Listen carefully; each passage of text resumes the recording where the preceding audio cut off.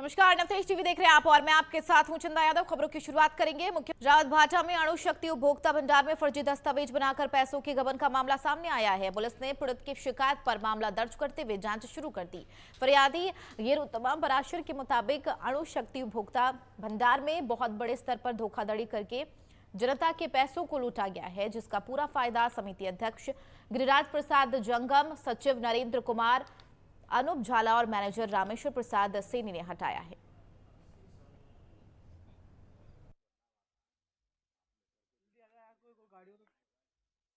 दुकान आपने ले हाँ, कहाँ से दिया आपने? ऐसे भी कोऑपरेटिव ठेके से ले अच्छा ठेके से तो किसी हिसाब से ले रखी मतलब आपने कमीशन बेस पे हो या कमीशन बेस पे ले। अच्छा तो ये सरकारी सब्जी लाते हो तो ये सरकारी उपभोक्ता की दुकान नहीं, ये है? तो हम खुद ही लाते हैं। आप खुद हाँ, लाते हो? हमारा खुद है।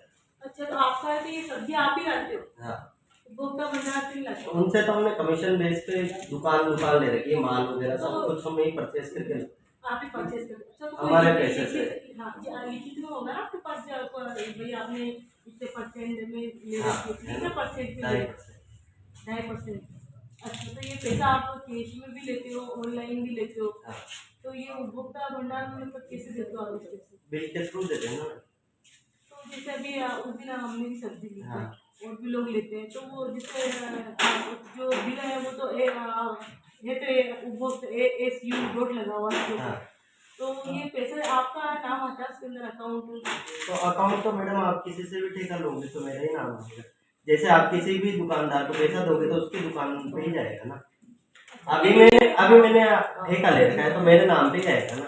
तो मैडम उनके वो तो सब, आप मेरी बात सुनो, वो तो सब ठेका ले रखा है तो मैं ही तो परचेज करूंगा, मैं ही खरीद।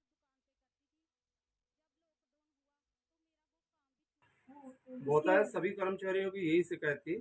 मेरे खुद से जब मैंने मेरी 2-3-4 बार तो परचेजिंग की, उसमें मेरे को ये चीज़ें भान हुआ तो मैंने वहाँ के जो मेन प्रबंधक हैं और उनसे जब ये सारी चीज़ें सहकारिता डिपार्टमेंट के जो उप रजिस्ट्रार महोदय उन सबसे पता किया, लेकिन मेरे को कहीं से कोई सेटिस्फैक्टरी जवाब नहीं है। और मेरा जो पैसा कंटिन्यू मेरे साथ में मेरे जो एम्प्लॉइयों का पैसा है वो सेम पैसा जो है वो दूसरे अन्य व्यक्तियों के खाते में चला जा रहा है।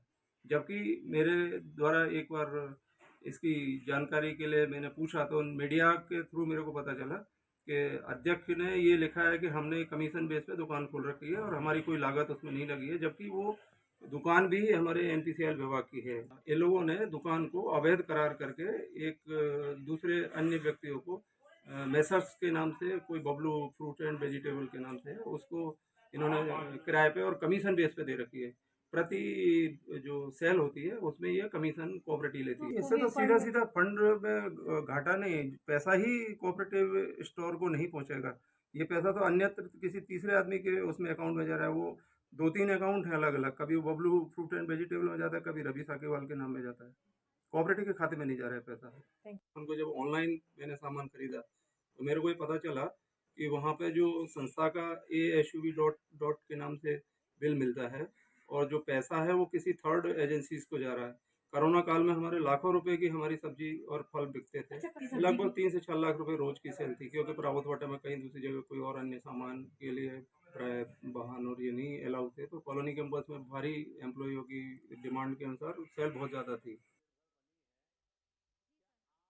मैडम इस पे तो मैं क्या बोलना चाहूँगा कि लास्ट के 5 साल के अंदर कोऑपरेटिव के अंदर इतनी धांधली चल रही है। डिपार्टमेंट भी संचालित करता है, डिपार्टमेंट का भी योगदान है, लेकिन डिपार्टमेंट उस पर कोई ध्यान नहीं दे रहा। और इसका जो संचालन ग्रुप है वो इस धांधली पे आ गया उसमें तो कि हमारा INTC के अंदर अनुच्छाया के अंदर एक सब्जी की दुकान है जो कि हमारे उपभोक्ता भंडार द्वारा संचालित की जा रही है। उसके अंदर ये इतना गबन चल रहा है कि हम लोग एक एक बिल देते, वो देते हैं अणुशक्ति उपभोक्ता भंडार का।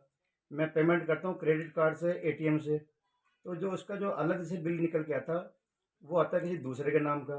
और जो बिल दूसरे के अकाउंट भी है, उसमें नाम भी उसके अंदर है, और उसके अंदर GST जो है वो सहकारी उपभोक्ता भंडार का लिखा हुआ है।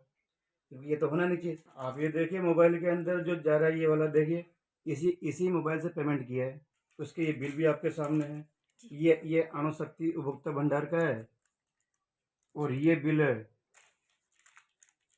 ये वाला, ये अणुशक्ति उपभोक्ता भंडार का है। और ये जो बिल है ये इनका है जिसके अकाउंट में गया। ये तो थोड़ा फेड हो गया, लेकिन फेड होने के बावजूद भी आप ये देखें मोबाइल के अंदर क्लियर नाम दिख रहा है और एक अकाउंट में पैसा नहीं जा रहा, दो दो तीन तीन अकाउंट अलग से बने हुए हैं जिनमें हर बार आप पैसा पेमेंट करोगे तो अलग अकाउंट में पैसा जाता है। और जीएसटी नंबर उपभोक्ता भंडार का यूज़ कर रखा है। इसकी हम लोगों ने कंप्लेंट भी की हुई है, मैनेजमेंट को भी कर रखी है, आगे भी कर रखी है, लेकिन कोई कार्रवाई हो नहीं रही इस पर। ऊपर से नीचे तक मैडम सब मिले हुए हैं इसमें। पुलिस को कंप्लेंट डाली, पुलिस भी गई थी वहाँ पर, हमने भी कंप्लेंट पुलिस को बोला था कि यहाँ है, लेकिन पुलिस भी उसके बाद वहाँ पर गई थी, रिकॉर्डिंग भी करके लाई, उन्होंने भी परचेज किया, उनको भी सेम धांधली मिली। अमूल पार्लर का तो ये आलम है, उसका तो कोई बिल ही नहीं है मैडम। वहाँ सब कुछ टोटल कैश में पैसा ले रहे, कैश में कर रहे, और उसका जो डिविडेंड अब अगर कैश में ले रहे हैं और बिल नहीं दे रहे तो वैसे तो किसी भी बिना बिल के तो कोई सामान बेचना अपने आप में एक अपराध है। एनपीसीआई मैडम किसी इंडिविजुअल आदमी को देता ही नहीं है। एनपीसीआई ने सहकारी उपभोक्ता भंडार को दिया हुआ है, सहकारी उपभोक्ता भंडार को चलाना है। सहकारी उपभोक्ता भंडार ने डिपार्टमेंट को बिना बताए कमीशन खोरी पे और उस किराए पे वो दुकान किसी और को डिपोट कर रखी है, और उनसे किराए के रूप में भी खा रहे हैं, कमीशन के रूप में भी खा रहे हैं, और सामान देखो सबसे बड़ा इसमें क्या है, उनको तो क्या कमीशन खोरी मिल रही है, मरे तो आम पब्लिक। उन आम पब्लिक की रेट क्या है, बाजार की रेट से भी ज़्यादा है।